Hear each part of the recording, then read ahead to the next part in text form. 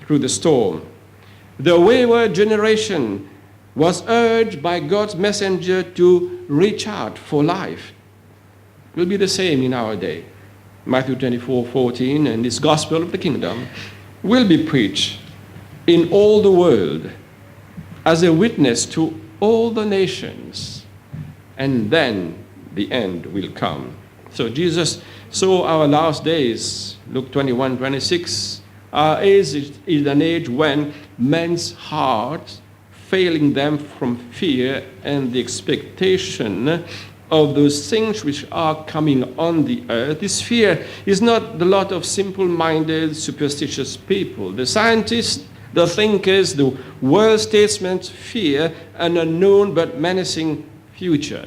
There is fear of pollution, fear of overpopulation, fear of drugs, fear of our crumbling moral standards, fear of violence, fear of war, fear of destruction.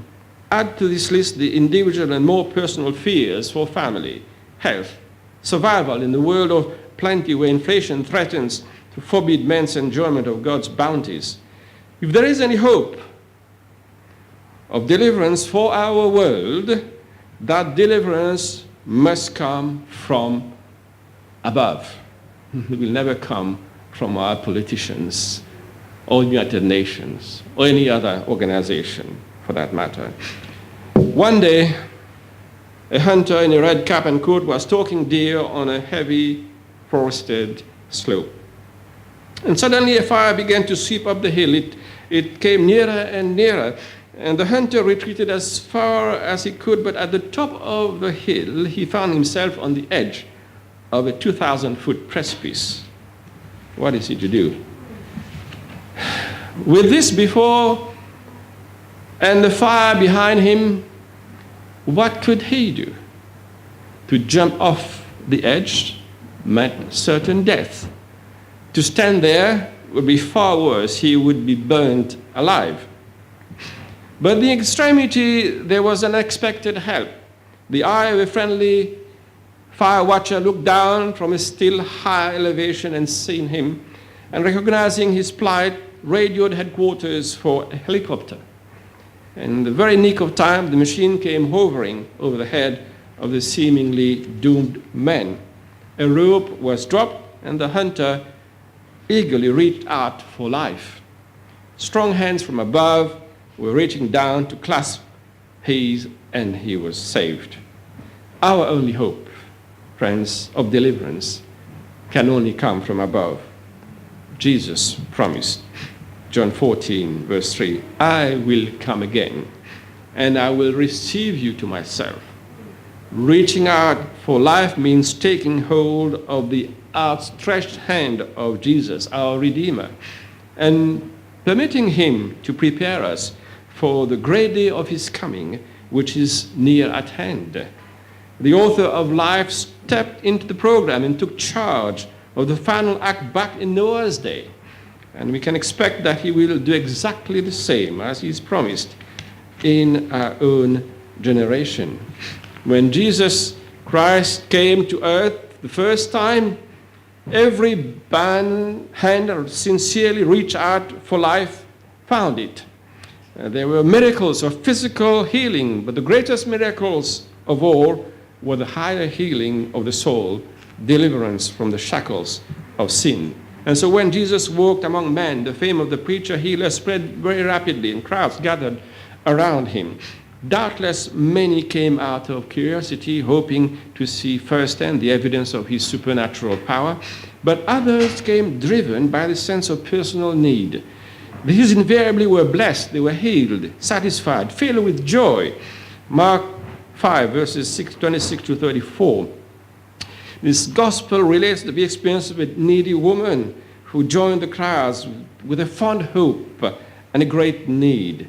12 years she had suffered many things from many physicians, and she had spent all she had. It was no better off, but rather grew worse. Her plight seems symbolical of dire straits in which many of us find ourselves today. Never in the history of humankind has so much been spent with so many would-be physicians for peace of mind. Happiness and a solution to the problems that menace our very existence with so little results. We are nothing bettered, rather we grew rapidly and alarmingly worse. But Christ was the answer to the woman's every need. He is still the answer today to our every need.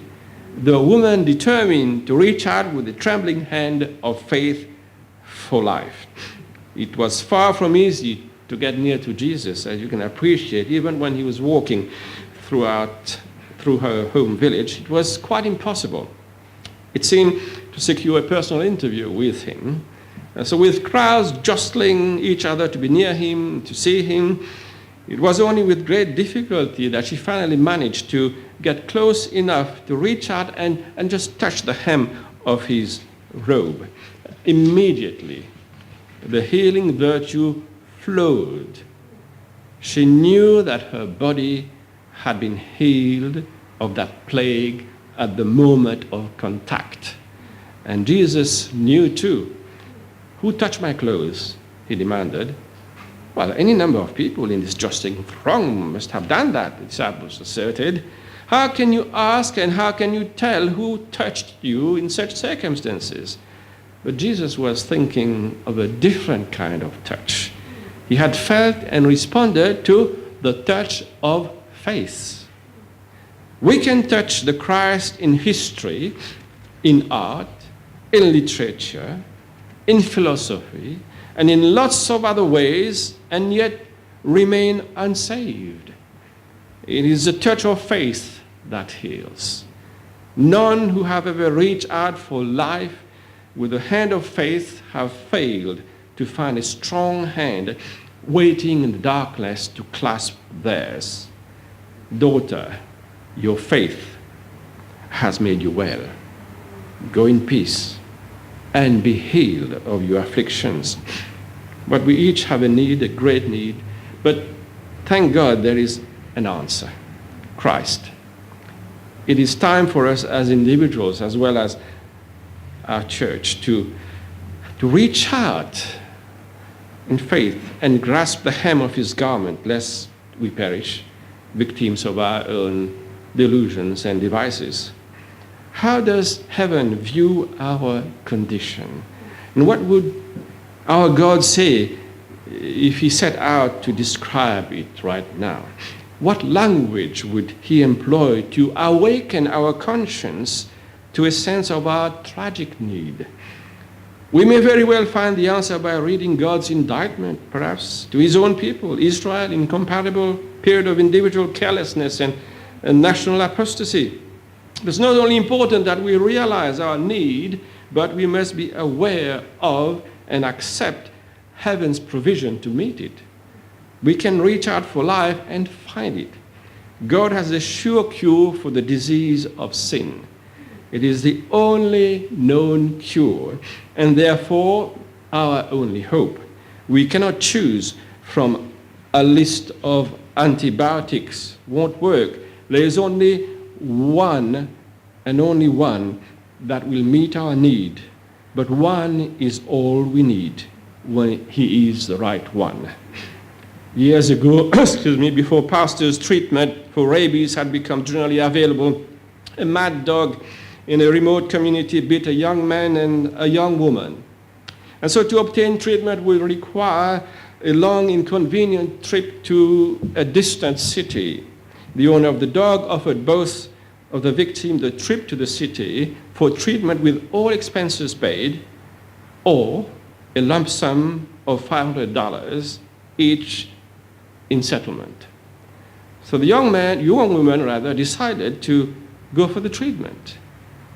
She wanted to be sure. She didn't want to take any chances. But the young man thought about it, and he said, well, $500, it's a lot of money. I know what I'm going to do with it, so I'll take my chance.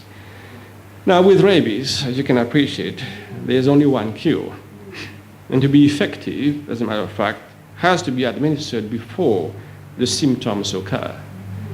The period between the infectious bite and the appearance of symptoms may vary from 2 weeks to 4 months or even longer.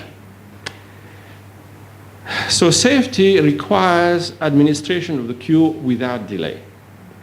Imagine the young man's despair when one day, after 2 weeks, he began to experience difficulty in breathing.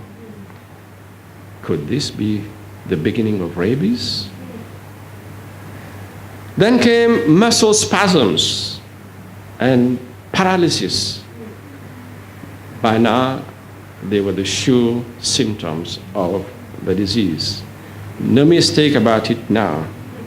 He had